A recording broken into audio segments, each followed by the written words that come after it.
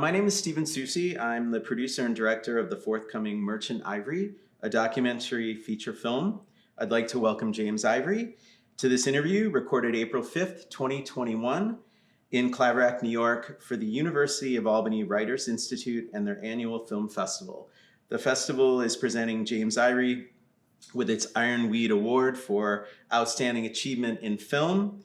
And I've been asked to conduct this interview in lieu of an in-person event, which I would imagine the festival will be back to hosting next year. To start, Merchant Ivory is the longest running partnership in the history of cinema. As a film production entity, Merchant Ivory was founded in 1961 by producer Ismail Merchant and director James Ivory. Merchant and Ivory were life and business partners from 1961 until Merchant's death in 2005. During their time together, Jim and Ismail, under Merchant Ivory Productions, made 44 films. Jim, welcome. I'm glad to be here. So first, some of the questions that I'm going to ask you were submitted to me by the Albany Film Festival, and then I've added a few of my own. So first, can you talk about how you came to meet Ismail Merchant and start Merchant Ivory Productions? Okay, well, I was showing a documentary that I had made, mainly in New York, or on the East Coast, about Indian miniature painting, which I had discovered and I was crazy about, and I made this film, a short film, which was then shown by India House, the Indian consulate on East 64th Street. And I went to that screening, and when I came out from it, and Ismail did too, but I didn't know him at that time. But when I came out from the screening, and I was sort of on the steps of the consulate and ready to leave, he came up to me and said how much he'd enjoyed the movie and stuff like that. And we began to talk and so on. Mm-hmm.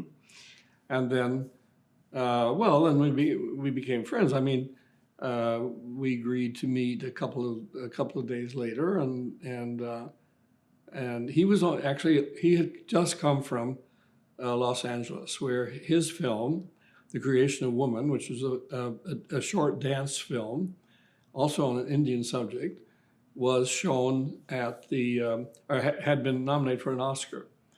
And he didn't win, but he'd come back from Los Angeles and was on his way to India via Cannes, where he was going to show that film a second time.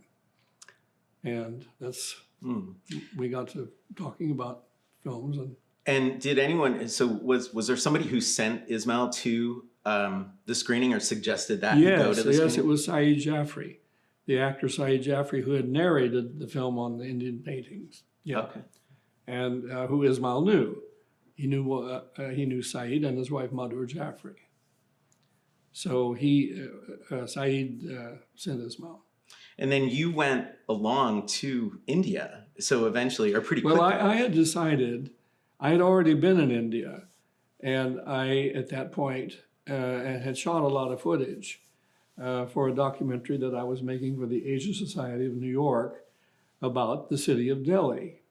Delhi is a place and its history and art and everything about Delhi. And I had already been to India and shot a lot of footage. And I was editing that film when I met Ismail. But I had decided that I needed to go back to India to get some more stuff. Mm-hmm. And some rather different stuff. And I was sort of lacking in certain areas which I wanted to fix up. So I was also, in a way, going to India then. But I didn't go right away. Ismail went off to Cannes and then went from Cannes to Bombay, and he was there several months. And meanwhile, I stayed in this country. But in the fall, I went back to do that further shooting. Okay. And then when was Ismail introduced to the novel The Householder, which was Merchant Ivory's first Supposedly, he was introduced to that novel by a writer in Hollywood, Isabel Leonard. And supposedly he wrote in his diary that she said, well, you should make this because Hollywood will never make it. You should make it. And Ruth's fourth novel, The Householder, was set in India. It was about a young Indian couple who were having trouble making ends meet, and they didn't get on, and there was a mother-in-law who came to, and all this sort of thing. She said they'll never ever make that in Hollywood. And Ismail supposedly wrote in his diary, "I will make this. This will be my first film, The Householder." I've never seen that diary. I don't even know whether he had a diary. He maybe didn't have a diary. But this was an important moment for Merchant and Ivory. Well, yeah, because... but I was going back anyway to do more shooting on the Delhi Way. And then when we were there, Ismail was going to make a film with some other people. He had some American, there was an American director and an American writer, and they were going to make a film in Gujarat. And so Ismail was going to be the producer of it. Or he'd convinced them that he should be the producer of it, though he had never produced a feature. But he convinced them that that's what he should do. And they agreed. I mean, you know, you meet Ismail, or if you met him, you would believe anything he said if it was something positive that he wanted to do or wanted you to do. I mean, okay, and it was like that. Well, and I was just thinking it did make sense in a way, because that would be the next logical step in his film Right, kind of producing. but not necessarily mine. My next logical step would, well, I probably would have gone to make another documentary, I imagine. But so he was going to make that film, and the actors had been picked for that, and it was Shashi Kapoor, Leela Naidu, and Durga Kote. And they'd all already been picked for that film. Then we wanted to make The Householder. Well, we needed a young couple. Shashi Kapoor couldn't do better than him. He was a star, a young star. Leela Naidu, everybody liked her. Durga Kote always now played tiresome mothers-in-law. That was just, she had been a big star once when she was young, and now she played mothers-in-law. So the whole cast of that film was there waiting, because that film that he planned to make with those Americans fell through. They couldn't get the financing and stuff. But Ismail was determined to go on and make a film anywhere, and so there was The Householder, young couple, mother-in-law, 3 actors, and he actually, one of the financing parties for that film that was never made, was willing to put money into The Householder. So Right. that's what So he happened. went to the other And project. he had the actors, but he didn't have a director, and he didn't have a screenwriter. So we decided to go and see Ruth Jawvala. It had been her novel. Maybe we could, well, he had to convince her first to let him do it and to have the rights. And then it was decided that she should write the screenplay. So we went to see her in Delhi. We were in Bombay, and we went to Delhi and came to see her and her husband, and Ismail put this idea forward, and she said, well, I've never written a screenplay. And he said, supposedly, well, he did say, I guess I heard him say it, I don't remember it, but he said to that, well, you've never written a screenplay, I've never produced a film, and Jim has never directed a film like that. So she agreed, and how could I had to agree, and we've been on. But Ruth's husband said, those people, you watch out for them. They're crafty types. You have nothing to do with them, my dear. Right. So that's what happened. And that's how it. That's how it how all the started. Householder came about. Yeah. Okay. But I got my father interested in putting some money into it as well. So we were able to make it. And we made it in 2 versions. We made an English language version and a version in Hindi, which I didn't speak. And you know, the Hindi version came out in India, and the English version came out everywhere else. And that's basically you, as I understand it, you were able to the money that you made off of the Householder then kind of led to your next project, Right, which because was Shakespeare's we sold the American rights, or the world rights, actually, to the Householder to Columbia Pictures, which was not Sony yet, but it was still Columbia Pictures. And they paid for it with blocked rupees. Now I have to explain what blocked rupees were. In those days, you could not send foreign money out of India. You couldn't, if you had dollars in India, and a lot of people did have dollars, and businesses were there that had dollars, and the American the American studios distributed their films in India, and they had plenty of dollars that would have gone out of India, but they were blocked. Those are frozen rupees. So Columbia decided to pay us with the frozen rupees they had, and 400,000 rupees. It was good. I mean, it was about what the film cost. And with that money, which you could not take out of India, we were able to make another film, which was Shakespeare Walla. Eventually, that as India became more and more prosperous and more dynamic as a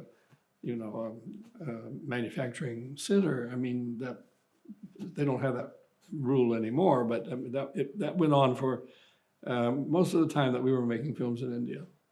And so that really was, India was the location that you were in for the first Merchant Ivory films. Right. And then there were other periods. So so what were the periods? So the early days. Well, we worked. We made 4 Indian films all in a row. And I would keep coming back to New York, and Ismail would also come back, and then he'd go off again. And anyway, we made 4 features: The Householder, Shakespeare Walla, The Guru for 20th Century Fox, and Bombay Talkie. And then after Bombay Talkie, we stayed in New York and began to work in New York. So we had a period through most of the 70s of working in New York. In and around New York, or at least in the United States, through most of the 70s. I mean, we worked in Southern California, we worked in New England, we worked in New York City, but we stayed in the United States to work. Right. So and then we began, at the end of that, we began what you might call, we did shoot a short in England, which was Autobiography of a Princess, with James Mason and Madhur Jaffrey. But we pretty much just stayed in the United States in the 70s. And starting in the 80s, we went into what I like to think of as our French period. And we went to France to make Quartet. And we made, people don't know this, but we made just as many films in France as we did in England. But they were broken up at a certain point in the 80s, we began to work in England, and, Room with a View and Morris and Okay. And then, and after that, we jumped around. We went back to work some more in India. We moved. We worked in Italy. We worked in France a lot. Eventually, we ended up working in Shanghai and in Argentina and like that. Right. Okay. One of the things that you definitely get credit for is giving many unknown or lesser known actors their first significant roles. Helena. There's a reason for this. Yeah, I was curious what the reason is. The reason is that most of the films that we made, with the exception of Bombay Talkie, I think, had very young. The parts were very young actors. I mean, young men, young women, I mean, they had to be young. I mean, they had to be in their 20s. Right. And so, really, there are very few young actresses who were in their 20s that were box office names or anything like that. But we needed the actors and actresses who were young. And so we cast them anyway, because we knew they were good, or we hoped they'd be good, and they were. And then then their careers started with being cast in our films. Yeah, there's several. And the most famous one, I mean, she's not known in this country, but the one who rose to a fantastic stardom in England was Felicity Kindle after Shakespeare Walla. But we continue to do that, and I would still do that. And how would you? I mean, you have to. If you need someone who's 25, they ought to look 25. And you can't have someone who's 40. Right. And then what would you look for? Like when you were meeting, your long kind of time casting director, Celestia Fox, what would you look for when you were meeting people? Like when you met Hugh Grant, or when you met James Wilby, or Helena? Interesting. James Wilby was sent by Celestia to play the part that Daniel Day-Lewis played. And she she sent him up for that part. And I didn't see him in that part. In a Room with a View. In a Room with a View. And as he said later, he said, I was with Jim for like half a minute and he sent me away. But when he came for the next film, which was Morris, he was perfection for the part of Clive. And so he got it immediately, instantly. So, right. Yeah. So I mean, that's the way it worked. I mean, right. So James Wilby was cast as Morris Hall. And James Wilby, actually, it was what happened is that Julian Sands was cast in that part for Morris. Morris, and then Julian decided he didn't want to do another film. He didn't want to stay in England. He didn't want to stay with his wife, et cetera, et cetera. He left everything. He dropped his agent. You never drop your agent. You may drop your wife, but you certainly don't drop your agent. He left and came to the United States to be here. Not that he had anything to do. So we had to get another person, because the film was all set up. I mean, there was Hugh Grant, all set up and in a sense by then contracted with for the part of Clive and Morris and so on. We had to get a new Morris, and then James Wilby was sent for. And you remembered him? And scarcely. From I mean, hardly. I mean, he had a very small part in A Room with a View, and it wasn't even a part. He was just he was more than an extra, but it wasn't really kind a of part. Okay. So he came, and I also liked him for another reason. It's one of the reasons I liked Julian is he was a blonde. Since Clive was dark-haired, I liked the fact that both Julian Sands and James Wilby were blondes. I mean, I just thought it would look more interesting. And many actors, Vanessa Redgrave, Anthony Hopkins, they come to mind, but they worked with Merchant Ivory multiple times. And, same goes for a lot of the artists behind the camera.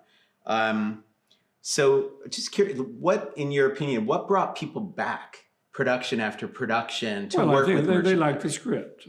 I mean, well, they must have liked working with us. They did like working with Ismail and me. Of course they did, or they wouldn't have come back. But they liked the screenplay. It was a good story and therefore a good part. I mean, actors will not, they don't sign on to films where their part isn't good, isn't going to do something for them, and which they will enjoy doing.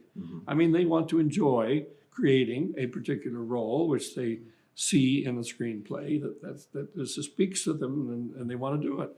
And it's like that. Now, if there had been no parts, and in some of our, I mean, we had offered some of our scripts to people, and they didn't see anything for themselves there. I mean, to really good actors and actresses sometimes, they didn't see anything for themselves. Right. And that happened again and again. Yeah, and I would think that there would be, a sense of a challenge too, like for Helena Bonham Carter to play that role, or Emma Thompson to play the role. Helena had been in the film already. She was in that film where she played that. Was it that poor queen that only ruled for 1 week or something? Lady Jane. Or? Lady Jane, right? She had been in that film. Right. But yes, and so you were her second feature. But she was perfect. I mean, she was 19 years old and beautiful and lively, and a very good actress. And then people in the interviews that I've done for the documentary film, people talk about the Merchant Ivory family. There is kind of this extended family. Can you talk a little bit about that? Like what that? Well, I think they mean that we often would use a technician over and over. I mean, you just do. If you get a cameraman you really like working with, you want to go on working with him, because you begin to create a kind of relationship, an artistic relationship, which is really important, especially with a cameraman. Right. Well, of course, the same would go with a screenwriter. I mean, I loved working with Ruth, and I knew that, and she liked doing that with us. But it wouldn't just be, it would be like an editor. If you have a good relationship with an editor, you want to stay with that editor. I mean, the editor comes to know your needs, you could say. and will put up with them, Right. whatever they are. And but you know what they're good at. I mean, editors are really hard to come by. I made a film once. We were working on the Bostonians in New York, and we could not find an editor, and my usual people couldn't come. I mean, Humphrey Dixon was doing something else, and there wasn't anybody in New York that I knew or that could do it. And I hired an editor, and I couldn't bear him. And he used to bring his lunch. This is in the days when you had a thing called the Steenbeck, which, the film. The film. And he would bring his lunch. It would be some gooey sandwich, and he'd put this oozing sandwich out on the edge of the Steenbeck right under my nose, and he'd sit there like that. I couldn't bear him. Yeah, that wasn't working for you. That was not working. So it wasn't just his sandwiches. There was something about him that was just, he made you feel, this editor, he made you feel that everything you had done was a mistake. That every shot you had taken was in some kind of way a mistake, or had something in it that was bad. That was I don't know how that could work very well with other directors. He would keep pointing things out. Like, yeah, look or at this, why didn't you do it like this? Right, that sort of thing. So he and his sandwiches, I got rid of him. And so then you found Catherine Winning. Then we found Catherine Winning. But Catherine Winning had a problem also. Catherine Winning had a great amount of hair like that. It's just like that. So she would be there at the Steenbeck, and I would have to do like this, in order to see the screen. But I was okay. I didn't mind doing that. She was great. She was. I mean, half the time I was behind the New York Times. I'd be back in my chair, and she'd be working. They'd all be working away, and I'd be behind the New York Times. And from time to time, I would lower it to see where they were, and then I'd back up. And then they would play something for you. That's right. Yeah. Most editors don't have the director in with them. They don't. From day one, they just don't. I mean, the directors come in when there's something that they're shown something, then they go away. Yeah. But I wanted to be there every single day during the edit. And I'm glad I did that, because I came to know my footage, I think, better than, no one knows a director's footage better than the editor. I mean, the editor is like a mastermind. For sure. But, most directors, you're not really quite, you can't remember every shot you took. Or you can't remember a shot that was wonderful up to a point, then went out of focus or whatever it was. You don't remember those things. An editor remembers exactly to the frame where those things happened. Right. So. Well, and working with people over and over again, there's a shorthand just naturally that comes about. I mean, you don't have to say what you want over and over again and kind of re-educate. But sometimes editors have a different idea about what you ought to have in the film in a particular shot. They like certain takes. They like a particular take, and I like another take. Right. And I've had it happen where some of my most trusted editors would hide those takes. When I would say, but what about the take where, and he pulls on his ear and then he fixes his collar or something? Well, I like that take. Well, there's no such take, Jim. And he'd hidden it. Really? But I'd always find it. So would you pursue it? Yeah. I'd find it. You're like, there it is. That's why I said editing them all the time, was to learn about my movie. This is a question from the Writers Institute. Through the years, what have been some of your sources of inspiration? Places that I wanted to go to and work in, or places where I had been before I was a director. I just had been as a tourist, maybe, or like Venice. I just wanted to go back there and make a film there and do something really more with it, with that particular place. I mean, Paris is a city that I went to all the time. I loved. And that, I think, was really why we did so many French films, because we were able to be in Paris a lot. We lived there. We had an apartment there. We came to know so much about France and the French. And I also had similar feelings about Italy. I mean, Italy was another country which I really loved very much, and go to all the time still. And it was like that. It was more place. But then, of course, I would find something, maybe quite accidentally, that took place in some of these places that I like so much, that were situated there. And for that reason, I would, I'd maybe read it and Right. So you would see a want to book. do it. You would engage with a book and say, "Oh, I would love to make this into a film." This particular Well, book. I would read the book maybe because it was in a particular place, set in a particular place. Mhm. I think that's the reason that I made Quartet, which was our first French film, and it was set in 20s Paris, and that 20s Paris was something that has always interested me. I've always been fascinated by that city and that time, and this was true of other. And the strange thing is, if you think about it, that I had never, when I was young and traveling around a lot and going to Europe a lot, I never went to England. I had no interest in going to England.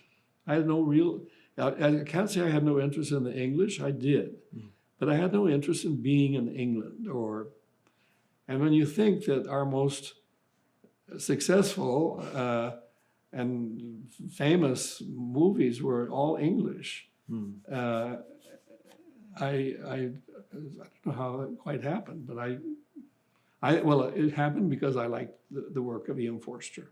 That's why it happened. I like Forster's books, and because of that, Yeah, and there's something about this because people have said, like when I interviewed actor James Fox, he says that you got England right. Like you just knew. I mean, it just maybe I don't know. Maybe that's why those films are the most when successful. our films have been re-released recently in England, and there's a lot of that sort of thing in the press of this kind of thing. I don't know. It must have been partly accidental. But, Or there was something about there was a thing about it. I mean, I obviously responded to the English in a certain kind of way, and they responded to me. And in my whatever you would want to call it, my eye or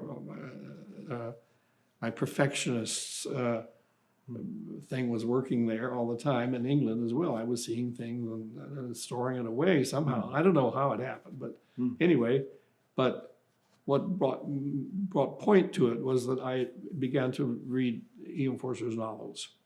I had read a passage to India.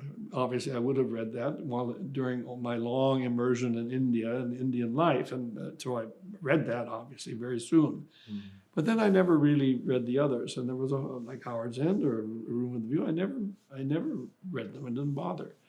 Then Morris came out in 1971, and I read that, but I didn't think at the time of making it into a film. But eventually, it was Ruth's idea that I really should read A Room with a View because I loved Italy so much, and half of A Room with a View takes place in Italy. So for that reason, I did read it, and I thought, gosh, this is wonderful, and I would love to make this. And so I could be both in in Italy, and then part of it would take place in England. And that got me going. Yeah, and there really were. I mean, we've talked about it. There's, Slaves of New York because you wanted to make a film in New York. Mr. and Mrs. Bridge because, Well, that's Mr. and Mrs. Bridge is rather there is something about it that's quite autobiographical, really. That family and their life and all that. That really was a lot like my family. There are two films of mine that are really quite autobiographical. That's one. And the other is Soldier's Daughter Never Cries. Those are really quite autobiographical. FSG is publishing your memoir, Solid Ivory, this fall. What compelled you to write the book? And I didn't write a book. Oh, you didn't write a book? No, I didn't write a book. And it's called Solid Ivory because when I was in high school, I was the gossip columnist for our high school newspaper. And I was called Solid Ivory, or I called myself Solid Ivory, and I would have headlines that said, Solid Ivory saw, or Solid Ivory knows, or Solid Ivory heard, like that. And this went on, and I did the gossip column until I got fired. And so that's how Solid Ivory came about, that name. And I have been writing stuff since the late 60s, I think. If something happened which was really interesting, I would write it down. I mean, I would,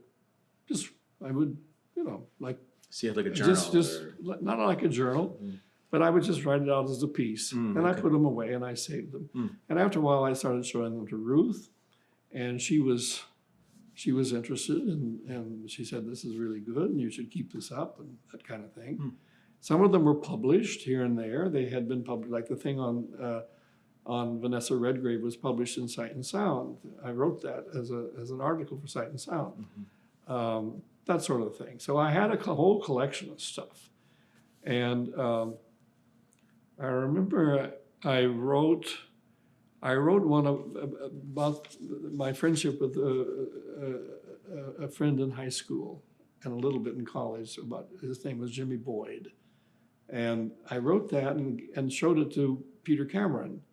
He said, "Well, do you have others? Or what else have you written?"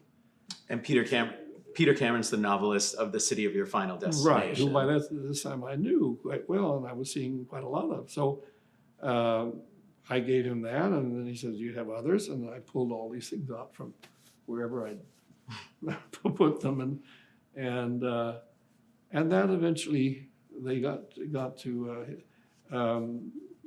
For Our Stars in Giroux was his at that time was his publisher with his novels, and Jonathan Galassi there liked what I'd written. And so did you have to, so you had all these pieces that were kind of already written. Did you have to go in and like write here and there? Things I did, yeah. And they wanted, and I did a series of portraits because the pieces were a lot of them were portraits of people.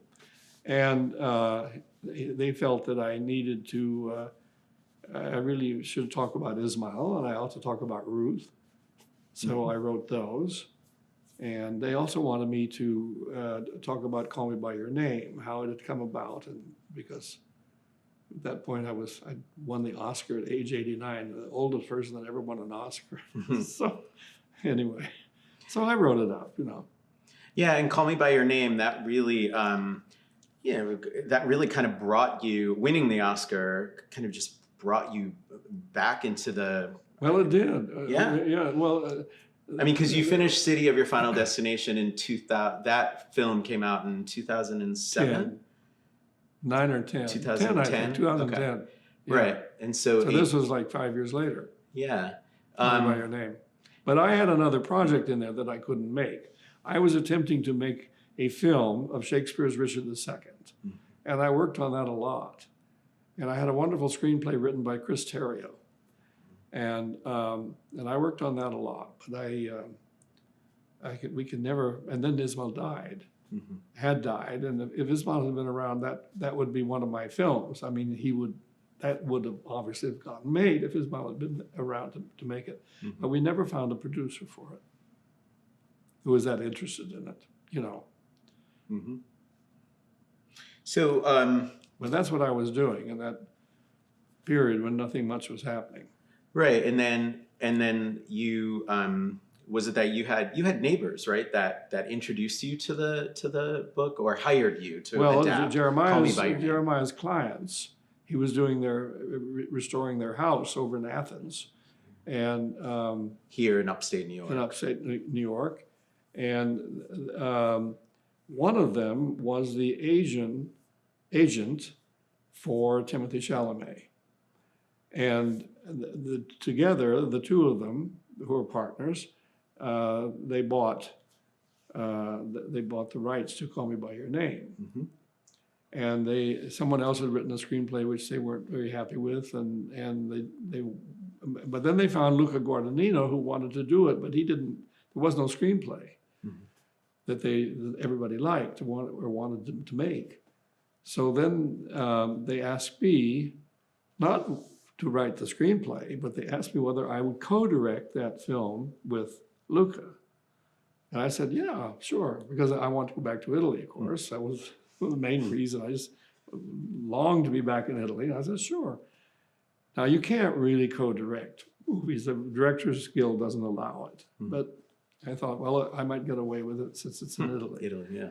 So, but I said I'm not going to do it unless I have my own screenplay. I have to have a screenplay that I like. So I sat down in the room here in the house, and I worked there for a couple of months, and I wrote a screenplay. And then I turned it over to those guys, and they liked it, and Luca liked it, and that was that. Right, and then you ended up winning the Oscar for Best Adapted Screenplay. Yes.